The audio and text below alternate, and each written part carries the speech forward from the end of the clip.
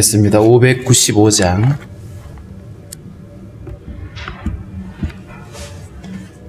(595장입니다)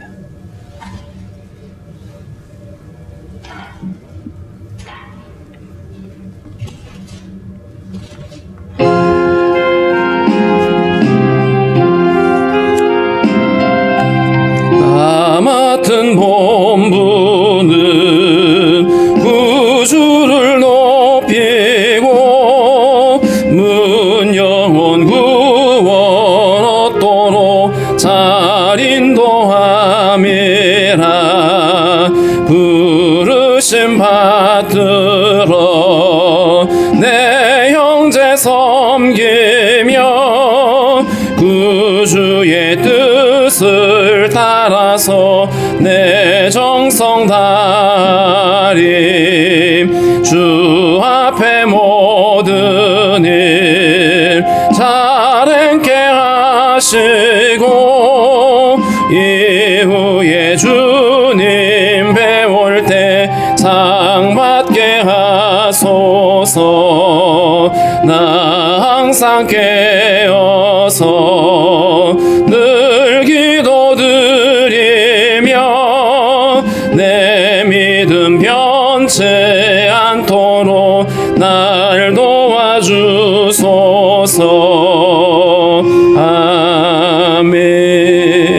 아멘. 기도하겠습니다. 살아계신 하나님, 오늘도 우리에게 새 아침을 허락해 주시고 주님 앞에 나와 찬양하며 기도하게 하신 주님 감사합니다. 주님께서 허물과 죄로 죽은 우리를 구원하셨고 우리에게 날마다 하나님 은혜 베풀어 주시는데 우리가 날마다 그 은혜를 기억하며 믿음으로 살아가기에 부족함이 없도록 인도해 주옵소서.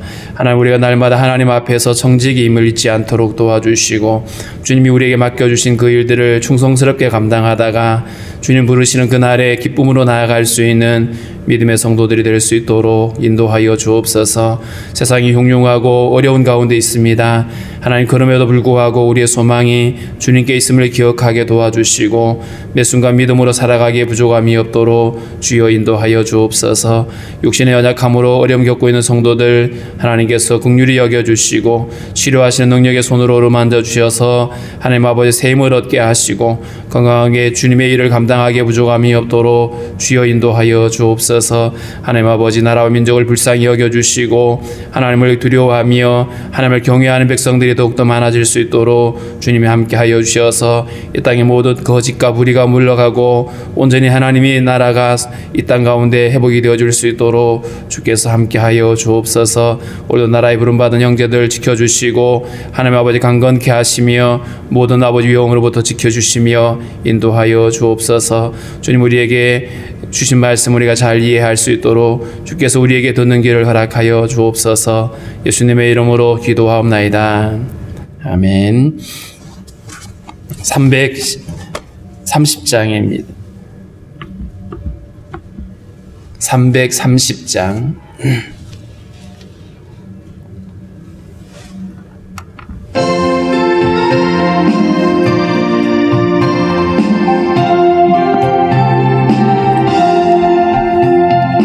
어두운 밤 시되리니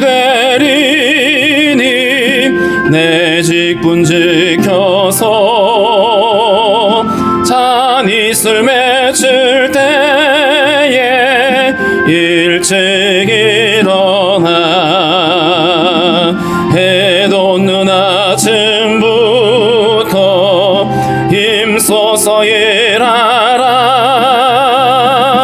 일할 수 없는 밤이 속히 오리라. 어두운 밤 시되리니 내 직분 지켜서 일할 때 일하면서 놀지 말아라. 낮에는 수고하나 쉴 때도 겠네. 일할 수 없는 밤이 속히 오리라. 어두운 밤 시되리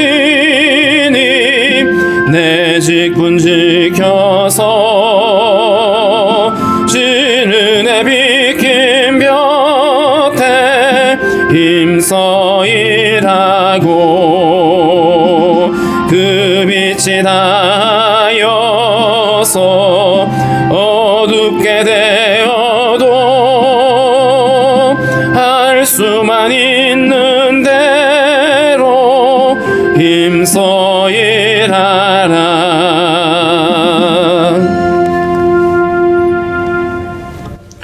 누가복음 19장 11절부터 27절입니다. 누가복음 19장 11절부터 27절까지 우리 함께 읽도록 하겠습니다. 그들이 이 말씀을 듣고 있을 때에 비유를 더하여 말씀하시니 이는 자기가 예루살렘에 가까이 오셨고 그들은 하나님의 나라가 당장에 나타날 줄로 생각함이더라. 이르시되 어떤 귀인이 왕위를 받아가지고 오려고 먼 나라로 갈 때에 그 종 열을 불러 은하 10문화를 주며 이르되 내가 돌아올 때까지 장사하라 하니라. 그런데 그 백성이 그를 미워하여 사자를 뒤로 보내어 이르되 우리는 이 사람이 우리의 왕됨을 원하지 아니하나이다 하였더라.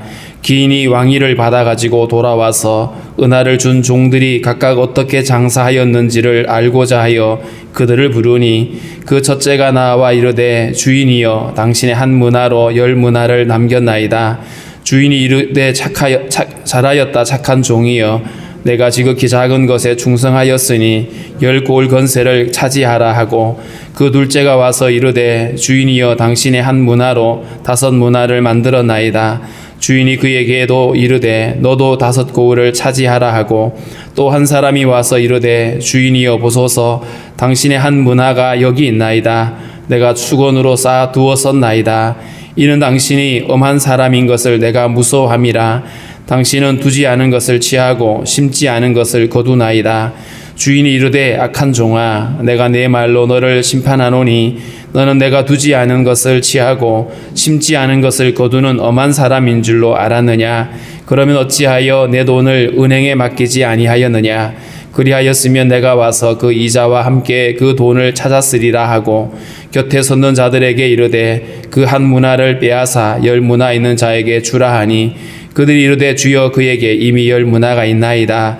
주인이 이르되 내가 너희에게 말하노니 무릇 있는 자는 받겠고 없는 자는 그 있는 것도 빼앗기리라. 그리고 내가 왕됨을 원하지 아니하던 저 원수들을 이리로 이끌어다가 내 앞에서 죽이라 하였느니라. 아멘. 11절에 보면 그들이 이 말씀을 듣고 있을 때에 앞서 18장부터 이어지는 말씀에 보면 누가 하나님 나라의 백성인가 라고 하는 주제가 계속 다루어지고 있었습니다. 바리새인들은 당연히 자기들이라고 믿었지만 예수님은 그들이 아니라 오히려 세리와 같이 자기 죄를 고백하고 은혜를 구하는 사람들이다. 어린아이를 쫓아내는 제자들을 꾸짖으시면서 하나님 나라는 이런 아이들 것이라고 이야기를 했기도 했습니다. 뿐만 아니라 돈 많은 부자는 예수님을 떠나갔지만 맹인이었던 사람은 예수님을 따르기도 했죠. 이렇게 하나님 나라는 많이 가진 자 혹은 자기 어떤 대단한 것을 자랑하는 사람이 아니라 철저하게 하나님의 은혜를 구하는 사람들, 그런 사람들이 하나님 나라의 주인이라고 말씀을 하셨는데 오늘 본문에는 또 다른 어떤 하나님 나라를 표현하고 있습니다. 비유를 더하여 말씀하시니 이는 자기가 예루살렘에 가까이 오셨고 그들은 하나님의 나라가 당장에 나타날 줄로 생각함이더라.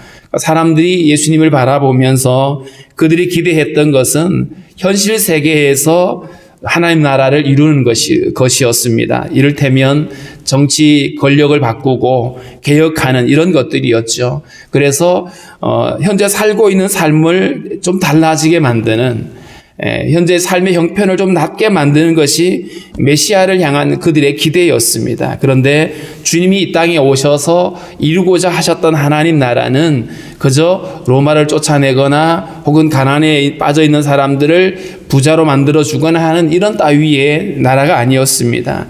주님이 원하시는 나라는 십자가의 죽으심이었고 그 죽음을 통해서 완성되어지는 하나님의 나라, 그 나라는 영원한 나라죠. 있다가 없어지는 것들도 아니고 누군가가 빼앗아갈 수 있는 나라가 아니라 영원한 나라, 그래서 그 나라를 주님이 위에서 오셨는데 오늘 그 얘기를 하고 계시는 겁니다.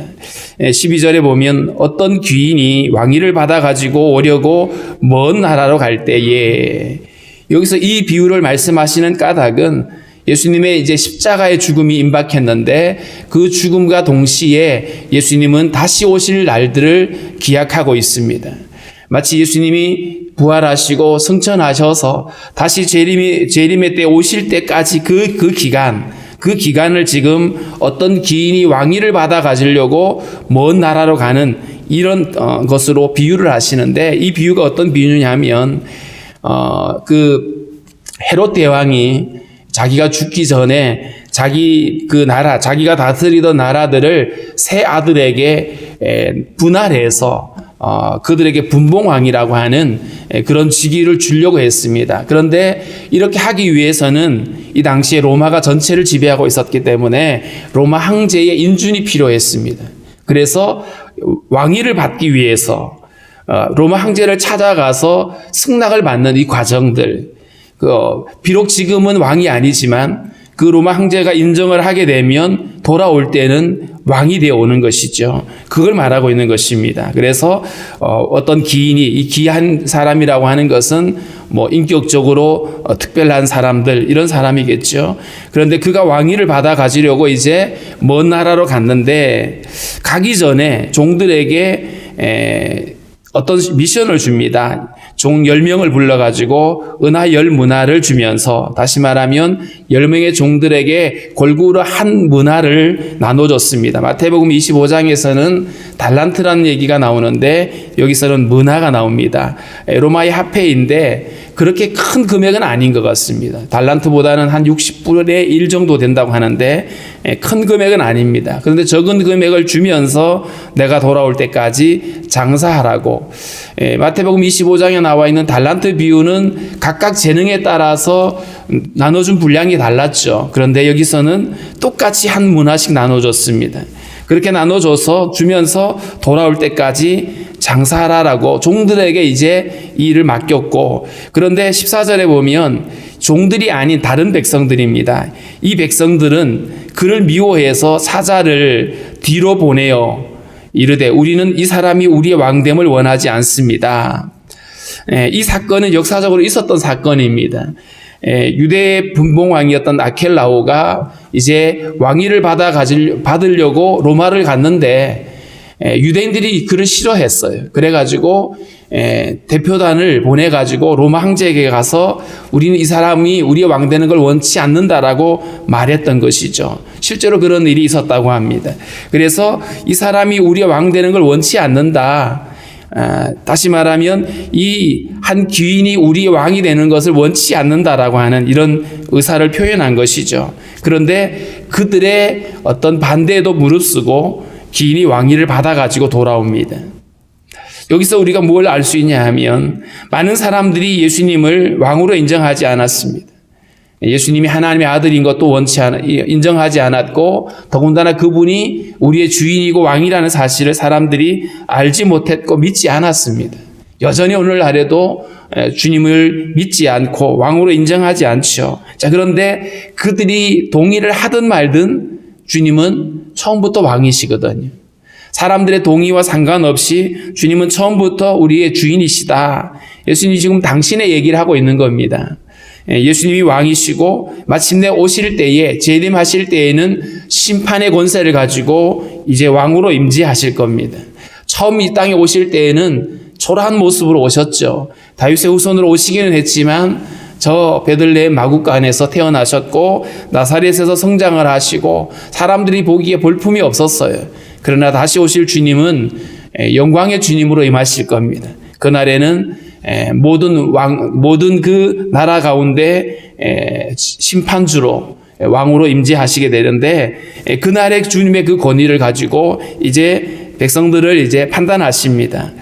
여기 15절에 보면 기인이 왕위를 받아가지고 돌아와서 은하를 준 종들이 어떻게 장사하였는지를 알고자 해서 각각 부릅니다. 그런데 첫 번째 사람이 와가지고 이렇게 말하죠. 주인이여 당신의 한 문화로 10문화를 남겼습니다. 여기서 이 주인이 당신의 한 문화라고 표현하고 있죠. 이게 자기 게 아니고 주인이 나에게 맡겨줬다라고 이야기를 합니다. 그런데 그것을 가지고 10배를 남겼다라고 얘기를 하죠. 그랬더니 주인이 잘하였다 착한 종이여. 비록 작은 것을 주었지만 이 사람이 충성스럽게 그것을 가지고 많은 것을 남겼어요. 그랬더니 뭐라고 얘기하냐면 내가 지극히 작은 것에 충성하였으니 10 고을 권세를 차지하라.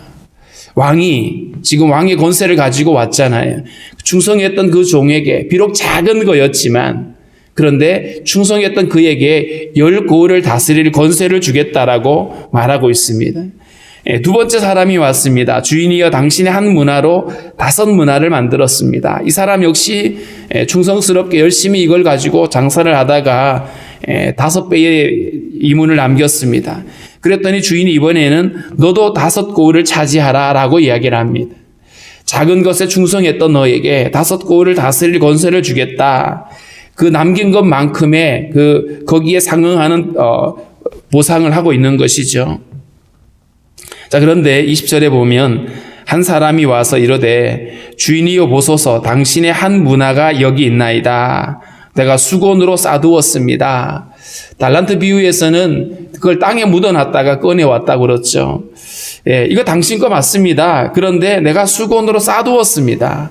장사하라고 했는데 나는 거기에 순종할 수 없었습니다. 왜냐하면 이 사람이 이렇게 말했어요. 이는 당신이 엄한 사람인 것을 내가 무서워함이라.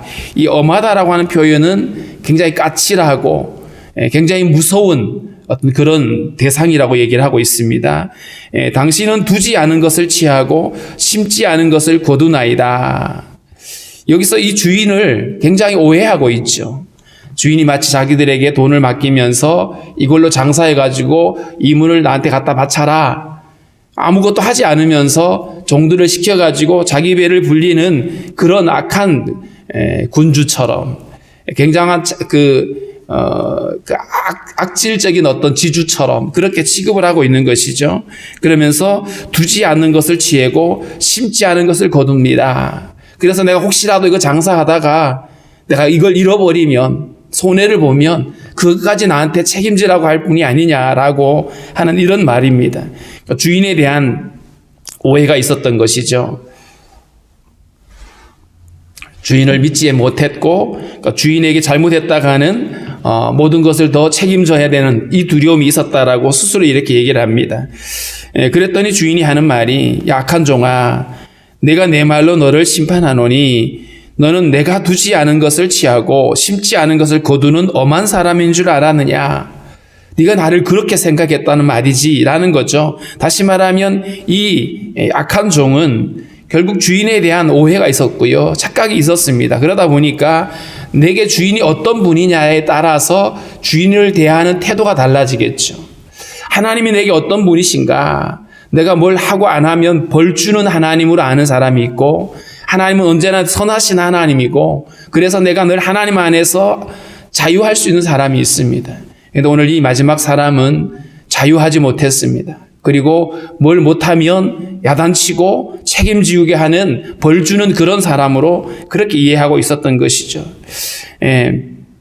주인에 대한 이해가 어떠하냐에 따라서 태도가 달라지는 거였습니다. 그래서 오늘 이 마지막 사람은 주인이 맡겨준 그것 하나 수건으로 꽁꽁 싸매고 있다가 주인이 오니까 돌려주는 이 말은 결국 주인과 상관없는 자가 된 것이죠. 그래서 주인이 책망을 합니다. 23절에 보면 그러면 어찌하여 내 돈을 은행에 맡기지 아니하였느냐. 만약 그랬다라면 네가 네 돈 가지고 최소한 은행에 맡겨놨다가 이자라도 받게 했어야지 라고 하는 얘기입니다. 그랬으면 내가 와서 이자와 함께 그 돈을 찾았으리라.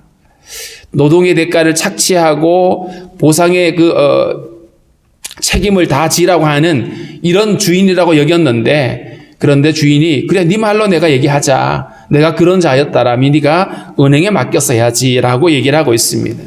최소한의 그거라도 했어야 주인을 대하는 것이 아니냐라고 이렇게 이야기를 하고 있습니다. 사실 주인이 이 종들에게 돈을 맡긴 것은 어떤 그 사람, 종들을 통해서 자기의 배를 불리기 위해서가 아니었죠. 이 종들의 충성도를 시험하는 거였습니다. 주인에 대한 그들의 태도를 보고 싶었던 것이죠.